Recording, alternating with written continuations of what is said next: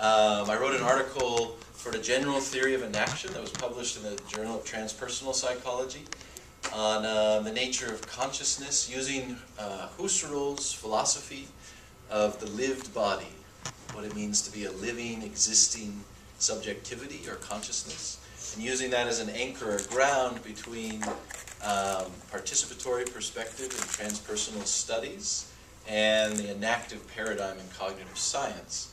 So bringing together biology, spirituality into lived experience. So the body and consciousness as a ground. And so in this talk, what I'm interested in doing is just going briefly into the philosophy of embodiment, then into transpersonal phenomenon, and looking at the relationship between the philosophy of embodiment and what do transpersonal phenomenon have to say, to reveal about the philosophy of embodiment in general. And then some more speculative things on the structure of soul consciousness as we're combining these things. So, and the title is The Flowing Fountain,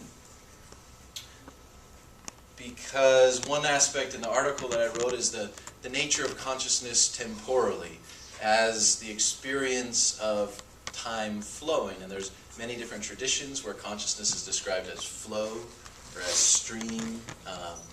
So here I'm using the fountain metaphor as a locus of self-identity through which time awareness of existence unfolds.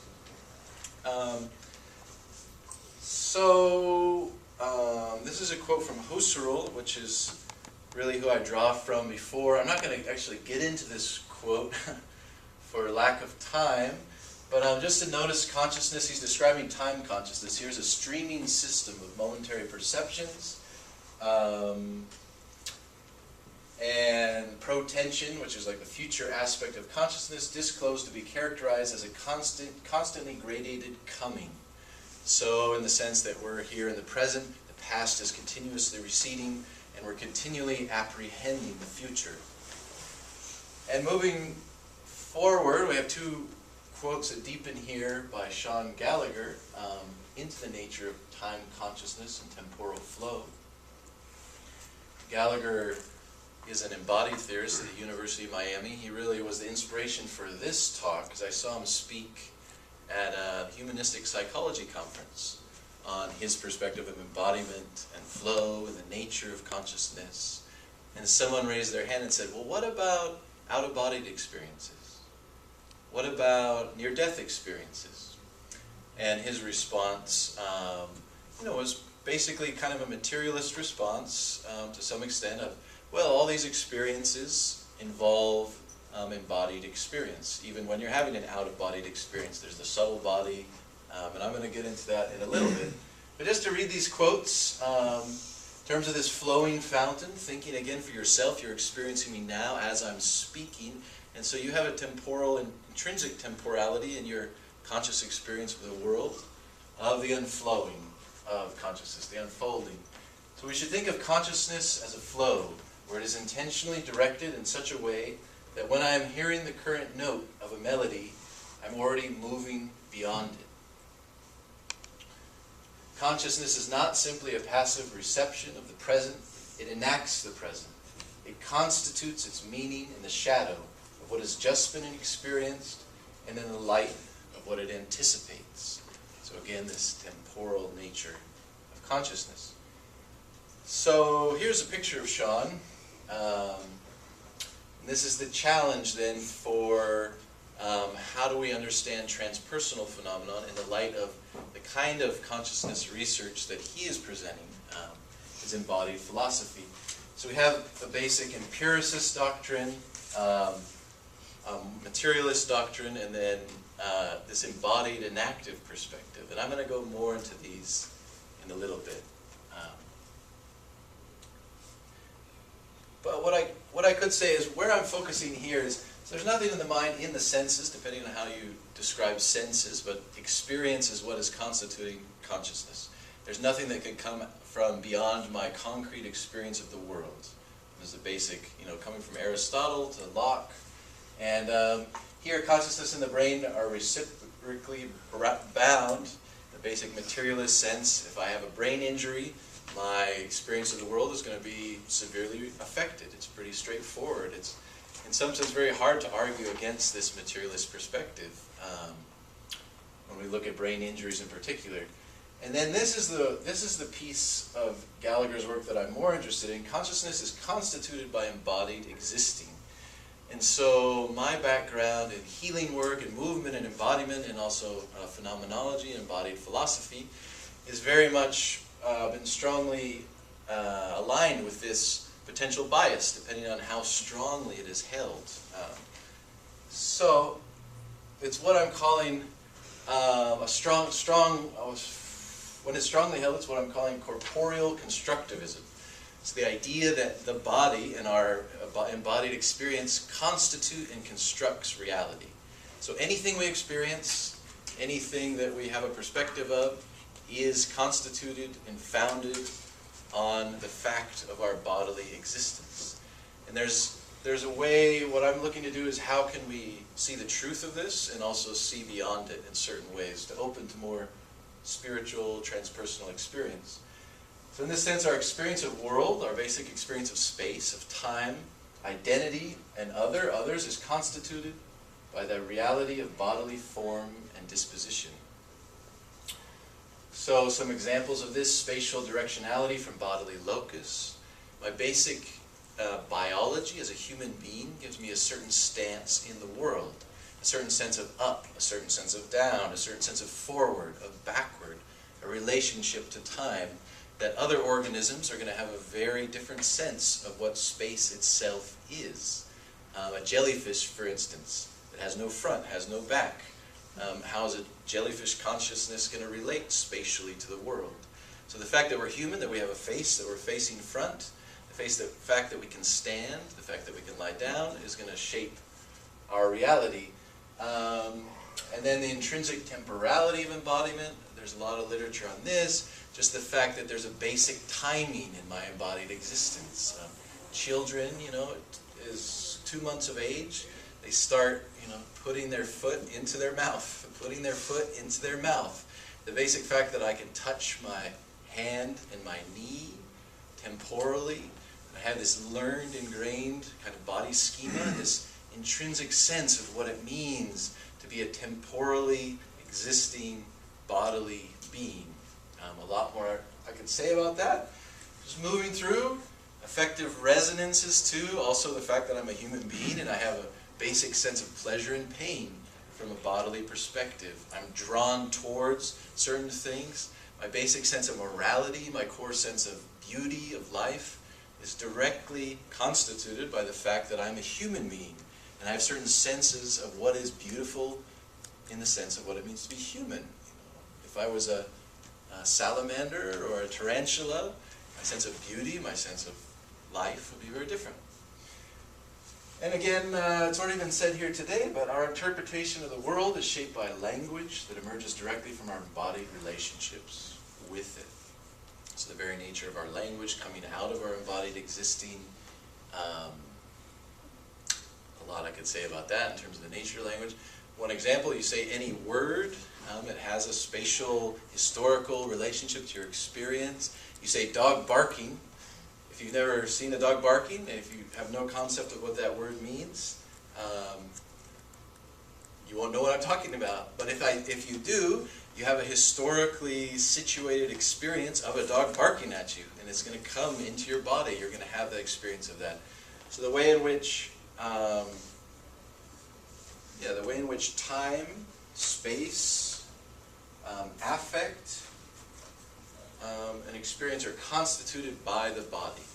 So then what do we do when we look, for instance, at out-of-body experiences? So there's literature where I or you can have a sense of conscious attunement, where my locus of identity is no longer situated within my physical form, but is able to non-locally travel, see my body. There's lots of literature on this. And in general, the literature is you have a subtle body or an astral body or a different form of body. And so from a strong corporeal constructivism, you're still a body. You know, you have a different sense. And even from Sean Gallagher's work, you can make the image of the body schema, which is the basic sense of consciousness that has filled my bodily form, that I have an awareness of where my body is now non-locally or leaving my physical form, but it's fundamentally constituted by the fact that I am a living organism, and it's not independent of that. So a strong, bodily perspective, it doesn't have to be materialist, doesn't have to be anything, it's just a philosophical perspective that's saying, like, no, you can't have an out-of-body experience. An out-of-body experience might be out of body, but it's still bodily, very bodily. And I've often had trouble in transpersonal literature where there can be a really strong cut between, there's no recognition of the role of the body in forming what it means to be a human being. And so a lot of my work is how to revalue the body, reclaim the body. And yet, I still want to honor these spiritual experiences that we're having, these spiritual realms. So,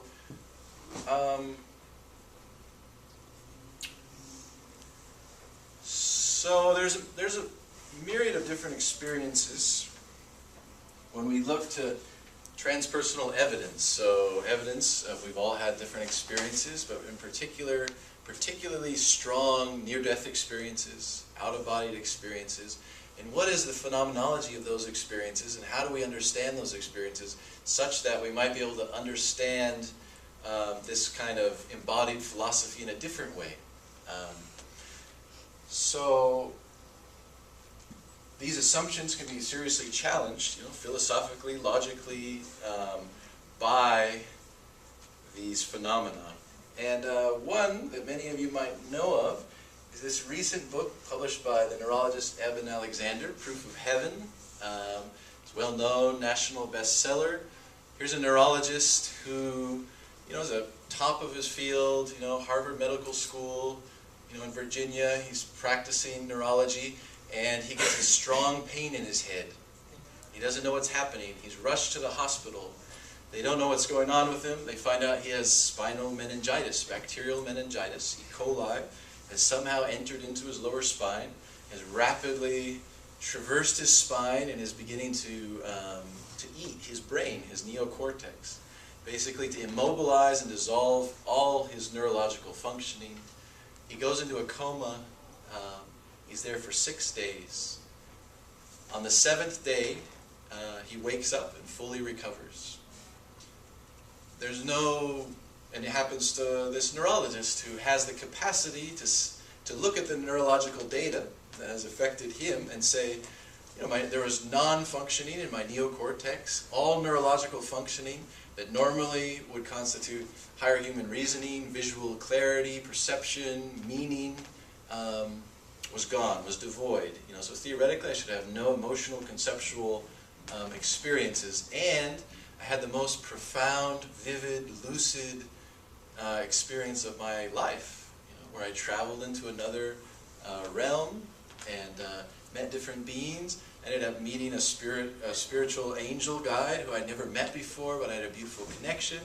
Later, when I came back, it turned out that she was my sister from my birth family, because I was adopted. I never met her before, and I got to meet her. She was dead. I got to see her picture, and that really is what convinced him. If he hadn't seen that picture, he would have stuck with his old materialist worldview.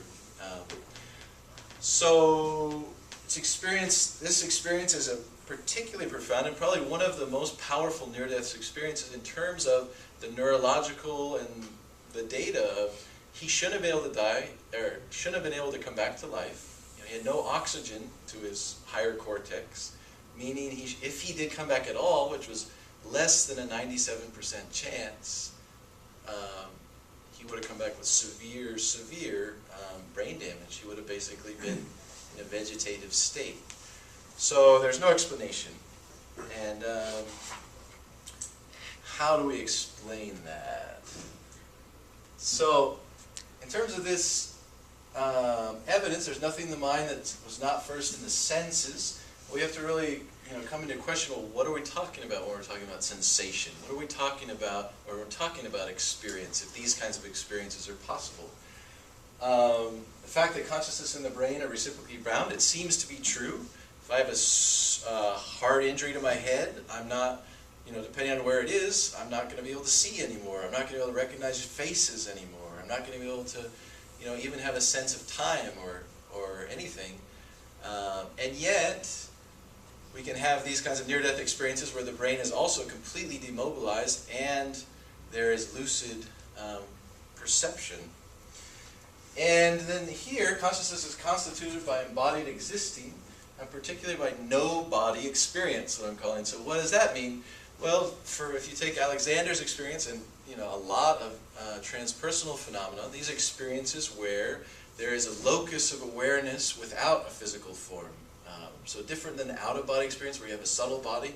This is your pure awareness, your pure existence, pure existing awareness. Evan describes his experience as consciousness, but consciousness without memory or identity.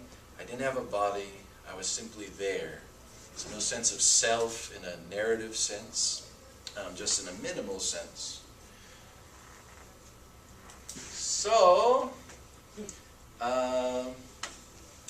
if materialism fails to account for such experience, and such corporeal constructivism must also be dropped, what fundamental structural features of consciousness must be present in order for such an experience to be possible? So what is experience if it's not going to be dependent upon brain functioning, if it's not going to be fully dependent upon our bodily life?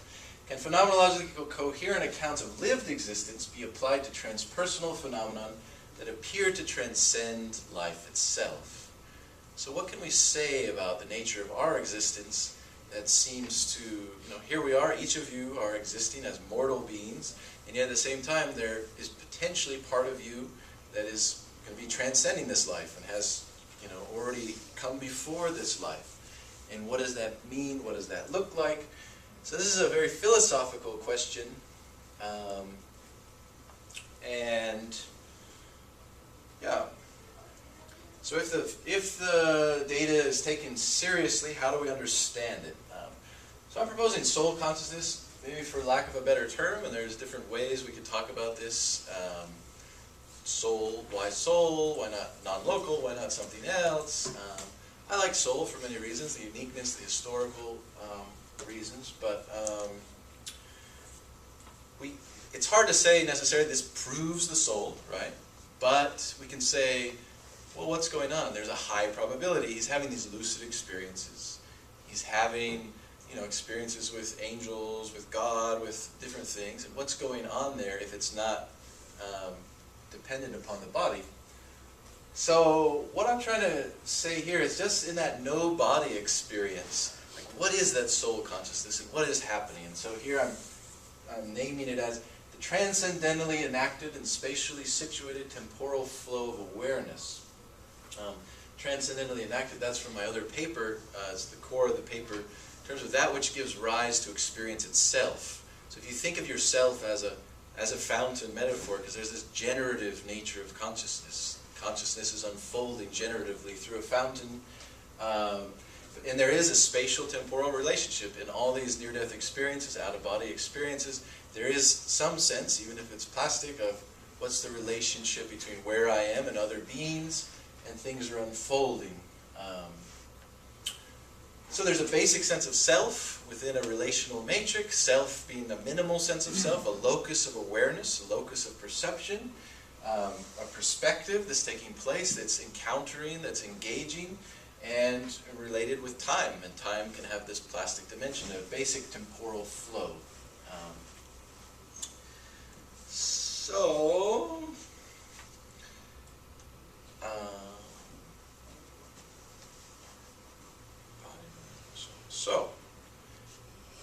Perhaps soul consciousness is previous to embodiment, so that's a supposition.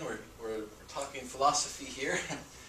But it looks like there's a likelihood, especially this new kind of data that's coming, and it's becoming more and more prevalent. Basically, the more people that are aware that near-death experience is a common phenomenon, the more possibilities there are of in hospitals and different settings, like getting the facts and saying like, wow, where was this person while they were not alive, or while they should be, not able to experience. So, various dimensions of consciousness that are attributed to bodily existence are in fact aspects of a more fundamental consciousness that is both prior and post-mortal existence. Soul consciousness and somatic consciousness are ontologically distinct and dynamically interwoven of a greater whole. So this is a whole nother project and paper, talking about what does that mean, what is somatic consciousness. I wrote another paper on the nature of cellular life and instinct, and so I'm trying to bring them together a little bit. Somatic consciousness and soul consciousness is a more speculative thing, part of a larger project, but mysterious partners in the morphological process of individuation. How does a cell, how does an embryo, how does the soul, like for Aristotle, the soul is giving life to our form. Each of your shapes, each of your forms, each of your identity is part of that phylogenetic, karmic, and archetypal unfolding. And then here's some happy sentence that I wrote yesterday. The human being exists as a complex dynamic system that is both informed instinctually by trillions of interrelated cellular systems that carry the wisdom of biological, cosmic evolution, give form to our embodied existence, and enact the form and function of human consciousness. So this cellular evolution, our species mind. And transpersonally, by a perspectival, temporally dynamic locus of awareness that is uniquely shaped by the archetypal and karmic dynamics of the evolution and incarnation of soul consciousness. So yeah, that's more or less just trying to bring these two things together in the way that I can, and trying my best to make sense of the nature of biological evolution and how do we make sense of these experiences. And I feel like these near-death experiences give me a little meat to say, hey, look at that, let's cultivate a bigger vision. So my aim here is to bring together this philosophy of embodiment and phenomenology with the transpersonal evidence in order to explore the structure of soul consciousness, transcendentally enacted and spatially situated temporal flow of awareness. So it's very easy, like for Sean Gallagher, to say, well, this is all embodied consciousness. We have this experience of what it means to be a live bodily being, and then we can say, well, what aspects of that might have a more substantial, transpersonal, transcendental flavor. And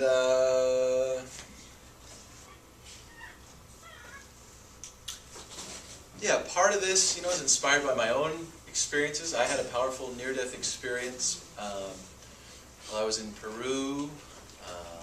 Had strong salmonella poisoning and giardia, and over 104-degree fever. And I was kind of disappearing. And I had a powerful and profound experience during that time.